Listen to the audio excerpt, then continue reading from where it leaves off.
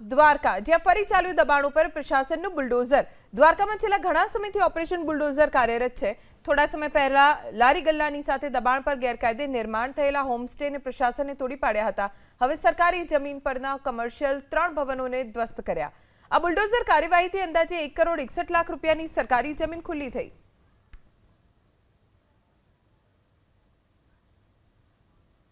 રોજ દ્વારકા વહીવટ તંત્ર દ્વારા સરકારી સર્વે નંબર 1227 માં રહેલા અલગ અલગ 3 વ્યવસાયિક દબાણો કે જેમાં ભવનોનું નિર્માણ કરવામાં આવેલું હતું। માનનીય પ્રાંત સાહેબના ગાઈડન્સ મુજબ 3 જગ્યાએ સુદામા ભવન, સિકોતર ભવન અને એક ખાનગી ભવન છે, જેનો ટોટલ વિસ્તાર 2300 ચોરસ ફૂટનું બાંધકામ હતું આશરે, અને જેની બજાર કિંમત આશરે 1 કરોડ 61 લાખ જેટલી થાય છે। તેના દબાણને દૂર કરવાની કાર્યવાહી પોલીસ તંત્ર તથા નગરપાલિકાના તંત્ર સાથે મળીને દૂર કરવાની કાર્યવાહી ચાલુ છે।